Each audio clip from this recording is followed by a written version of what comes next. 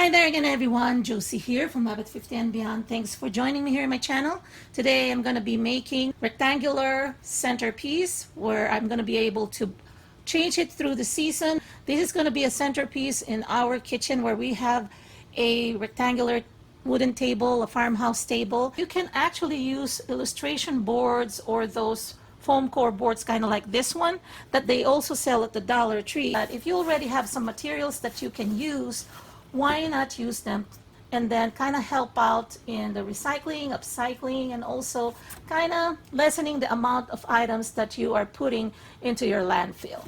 This one here is, I think the height or the depth is just right, and all I'm gonna do is just cut it, but this is too wide. I want it to be half the size of this. I'm gonna be following this line here and I'm gonna be cutting it in half. And then what I'm going to do once I cut it, I'm going to connect them together so that they'll be double the length. Okay? Another item that I'm going to be using is contact paper, and I love this design. This has the faux wood grain and it's dark. Our table is in the same stain or finish, so I'm just going to be cutting this here. I'm going to be cutting this flaps here first, and then what I'm going to do next is cut this two, because I'm going to keep those two folded like that.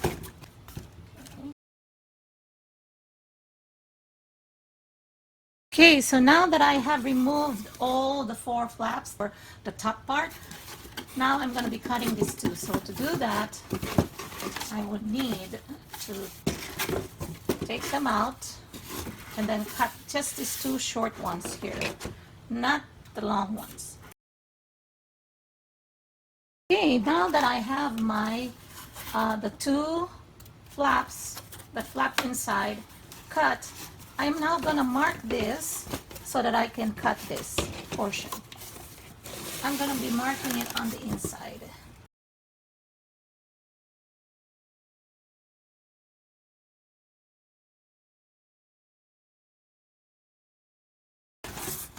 There you go.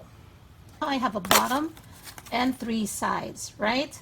So I don't need that three sides. I just need it to elongate.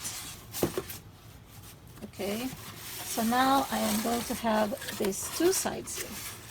I'm gonna cut this. I am gonna cut this as well. So from the bottom, this is what I have. I left half on the front there, and then I left the other half on the back here. Okay, and what I'm gonna do is I'm gonna connect these two together using my packaging tape. But before I do that, ones that I removed earlier, I have a long one to use, right? But I want to mark the width.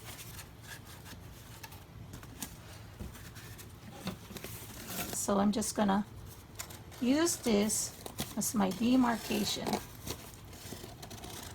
Okay. And then I'm gonna cut same with this one. I'm gonna also use this and then cut it.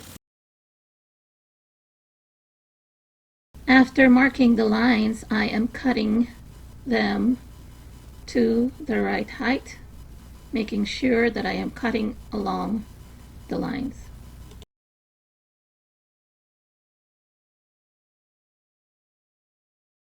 So now let's connect this. Using my clear packing tape, I am connecting the pieces together. First the two bottom parts and then the two side parts that I just trimmed to create my rectangular box. That's it. Right? Now I'm gonna put these two like so. This first, I'm gonna put my packaging tape first on that. Okay?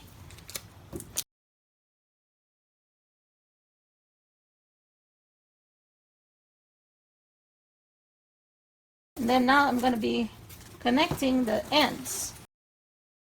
As I do this, I also reinforce the inside by doubling up on the packaging tape, applying tape on each corner inside.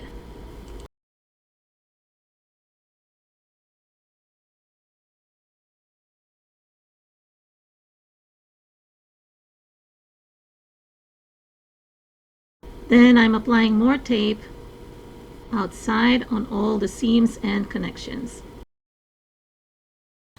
This one, they also come in a lighter shade, but I like this one better. I'm just gonna be trimming it to size. After I have cut the pieces for the long side, I'm covering the box on the long side first, and then I am going to be covering the shorter or smaller side next.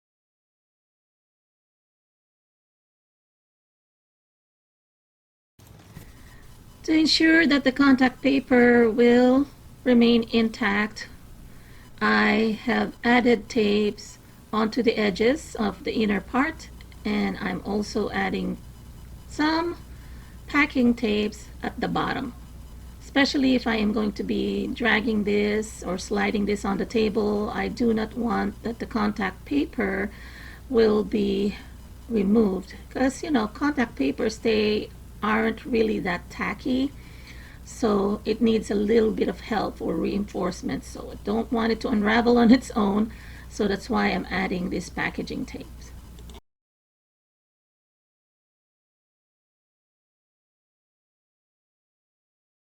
Next, I'm adding newspapers or even old paper grocery bags to add height, so that when I add the pumpkins and the foliages, they will not be sinking inside this box. So instead of buying the Oasis or floral foams, I opted for a more environmentally friendly solution using the paper that we already have from the mailing. And then I am putting all of these packaging materials as well, and I'm glad that this is in natural color. And then I'm going to be covering it with my dried moss that I also got from the Dollar Tree to conceal this paper or bunch of papers that I have underneath.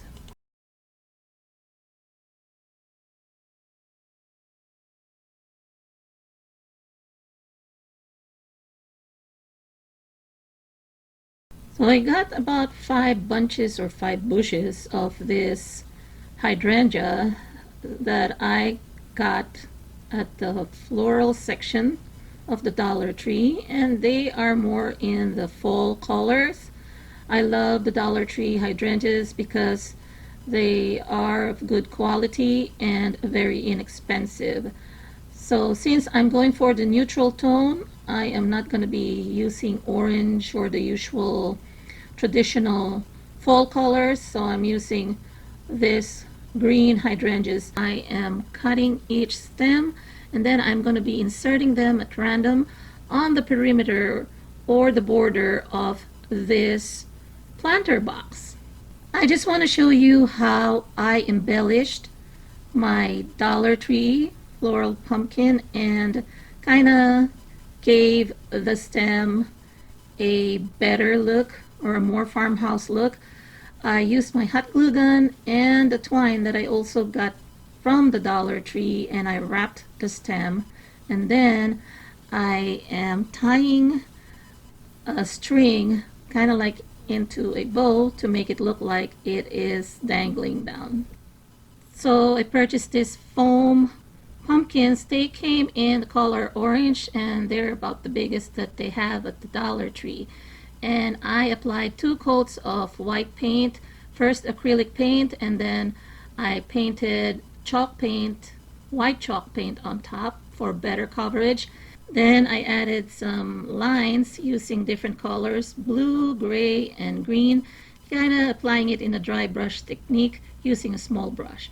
These two willow wooden pumpkins are from my mother-in-law. She has given them to me, so I figured I'm gonna add a little bit more texture, and I placed them here. So this is the final look, everyone. I added a little bit more foliage here. Those are the kind of like the branches. This one, the only thing is they have a lot of fallout, but I got the white one and the green one. And I placed also the wooden pumpkin a little bit more elevated. So what I've done is I used a votive candle holder that I also got at the Dollar Tree and used them as stand. I am loving this contact paper. If you notice, the top of our table, the wood grain is almost identical to the one that I used for the box, the contact paper. So they're very similar in finish. So that our tabletop is not too dark, I decided to use this linen table runner that I got at the Target Dollar Spot in their fall section last year. And I'm liking the contrast because our table is dark on the top and then creamy white legs. So it's perfect. So I hope you enjoyed this video, everyone. If you did, please give it a thumbs up. It does help my channel grow, and I do appreciate you all supporting my channel. Please don't forget to hit the notification bell so that you will be notified every time I upload a new video. After you hit the subscribe button, that bell will appear. And please don't forget to also leave me some comments down below. What do you think about this project? Let me know. Hope you all are having a great day. I'll talk to you again on my next video. God bless everyone. Take care. Bye-bye.